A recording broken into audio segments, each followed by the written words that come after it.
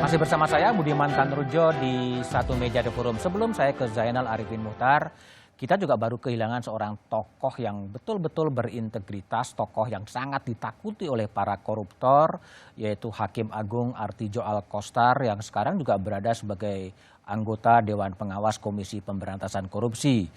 7 September 2016 saya sempat berwawancara di Satu Meja dengan Artijo Alkostar soal kenapa korupsi di penyelenggara negara tetap terjadi dan terjadi terus. Mungkin bisa diputar. Iya, itu bukan sistem hukum, Bung Budiman. Menurut saya itu sistem politik. Sistem politik ya? Iya, sistem politik yang salah. Recruitment ya. Mungkin biaya politiknya itu tinggi dalam demokrasi kita itu tentu itu akan mencari dasar untuk menang ya.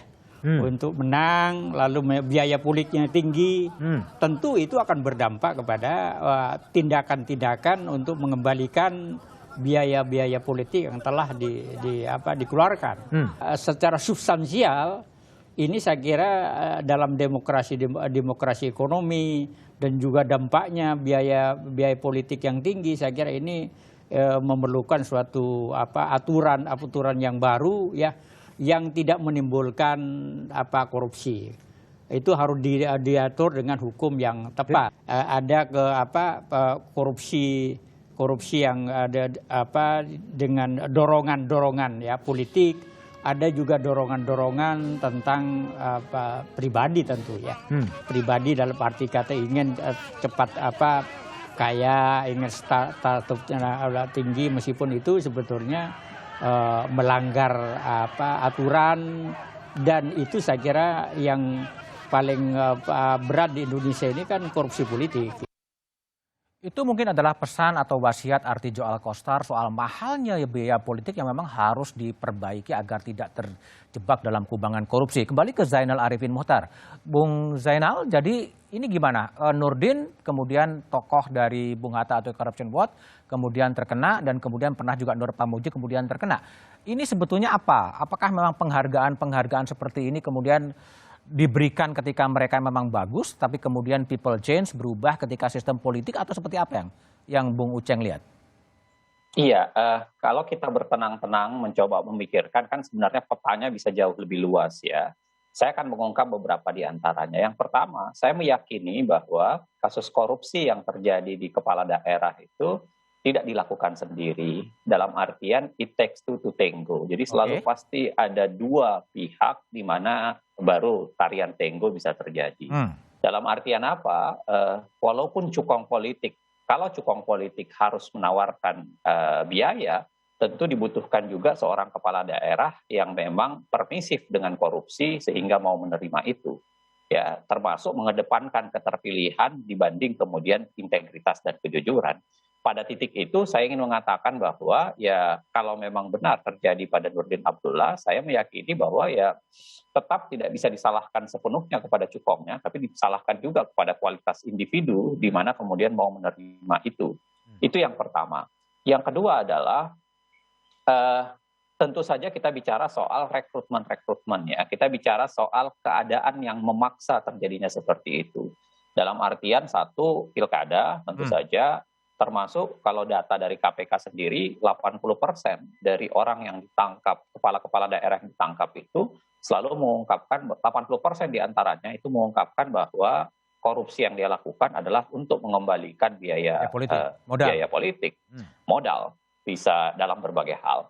Dan artinya begini, ada sistem pemilu berbiaya mahal yang juga harus kita perbaiki. Yang ketiga, kalau kita mau bertenang-tenang lagi, kita bisa melihat bahwa ada faktor juga di mana tidak hanya sekedar sistemnya, tapi kemudian penegakan hukumnya. Artinya begini, kita tidak cukup meminta negara untuk membuat aturan yang kuat, tetapi juga harus disertai dengan konsep penegakan hukum yang baik. Dalam konsep pemilu misalnya, itu aturan, saya memberikan contoh sederhana, misalnya ketentuan soal larangan membeli perahu atau dalam proses kandidasi. Pembelian perahu dalam proses kandidasi itu kan sudah ada dari dulu, tetapi tidak ada satupun yang pernah dijatuhkan atas proses itu.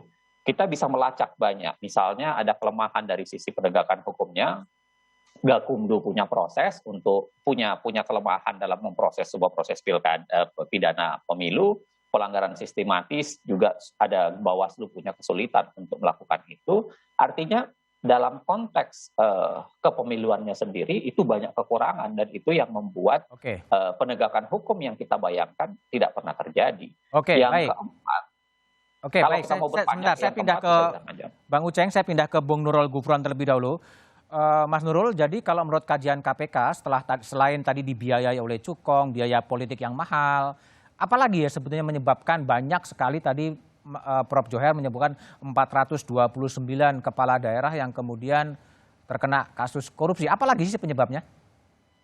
Jadi Bung Nurul? begini ya, faktor kebutuhan terhadap pendanaan itu bukan hanya pada saat akan Hmm? berkontestasi, butuh dana itu jelas, Ya, sebagaimana sudah disampaikan Prof. Johar. oke. Tapi pada saat jadi pun, Perawat ya? untuk memaintain dukungan itu juga tetap masih dibutuhkan. Itu Hmm. yang kemudian itu proyek-proyek itu masih dibutuhkan pendanaan. Oke. Lantas bagaimana modusnya? Modusnya itu kalau misalnya PBJ ya, PBJ itu ada yang tanda terima kasih setelah mendapatkan proyek selesai baru memberikan gratifikasi atau PBJ itu apa PBJ? pengadaan barang dan jasa. Oh, pengadaan barang dan jasa, sorry. Ya, barang dan jasa misalnya pembelian alat-alat ataupun proyek itu ada yang tipenya tipe dengan misalnya potongan 5 sampai 15%. Itu biasanya dibayar per termin atau di akhir. Oke. Tapi ada juga yang menggunakan modus itu ijon. Karena kalau tidak jadi ada akan untuk tahun depan misalnya itu sudah bayar dulu Oke. berapa persen sebagai DP itu untuk kemudian mendapatkan sesuatu. Oke. Itu semua sekali lagi artinya karena kebutuhan kos politik yang untuk maupun memaintain. Memaintain. Itu yang terjadi. Apakah masih ada harapan tidak ada korupsi di penyelenggara negara tanpa adanya perubahan sistem politik? Mas Nurul. Saya melihat begini, dan KPK sudah menyampaikan sebenarnya ke DPR bahwa sekali lagi ini adalah pesta demokrasi adalah pesta negara, pesta rakyat ya, mestinya dibiayai oleh negara. Oke. Karena itu kami sudah menyampaikan pertama pestanya ataupun kontestasi pemilunya itu dibiayai, juga kepada parpolnya kami juga sudah meminta agar ditingkatkan pendanaannya.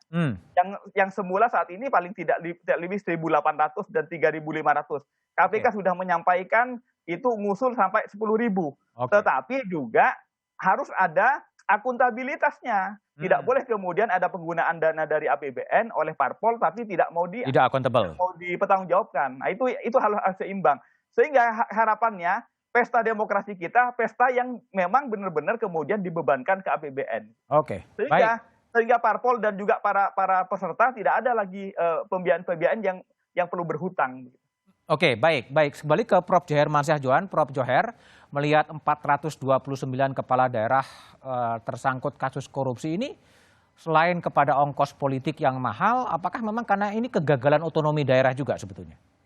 Ya betul, Mas Budiman. Saya kira sistem otonomi daerah kita ini perlu juga kita review ya, karena otonomi daerah kita ini mengandung paham di dalam konstitusi amandemen yang kita lakukan pada tahun 2000, yaitu otonomi daerah yang seluas-luasnya. Nah, sebetulnya otonomi daerah pada model negara kesatuan itu dalam buku-buku literatur itu disebut tipenya adalah the weak type of otonomi. Kalau negara federal itu memang the strong type. Nah, kita negara kesatuan tapi otonomi daerahnya seluas-luasnya, ya. Dan kita sering sebut itu secara lelucon bahwa otonomi daerah Indonesia ini di negara kesatuan otonomi daerah yang rasa federal gitu ya. Rasa Jadi federal. Ya rasa federal, soal negara kesatuan itu tidak terlalu banyak kewenangan-kewenangan yang diberikan kepada daerah otonom itu dan harus disesuaikan dengan keadaan daerah otonom. Jangan diseragamkan. Semua urusan pemerintahan sama semua, kabupaten, kota, provinsi, 32 urusan pemerintahan itu menjadi dilimpahkan oleh pemerintah pusat. Jadi itu juga harus ditinjau kembali lah ya. Oke, baik Prof. Johar. Saya kembali ke Bung Nasir Jamil. Bung Nasir, jadi setelah sebenarnya identifikasi masalahnya sudah cukup clear, biaya politik yang tinggi, lalu kemudian tadi biaya untuk kontestasi maupun merawat kontestasi yang cukup tinggi. Lalu apa yang akan dikerjakan oleh legislator, oleh partai politik, oleh DPR untuk membenahi agar Indonesia minimal korupsinya jangan gede-gede banget lah, jangan terlalu banyak, kecil. Tapi jawaban Bung Nasir setelah jeda berikut ini.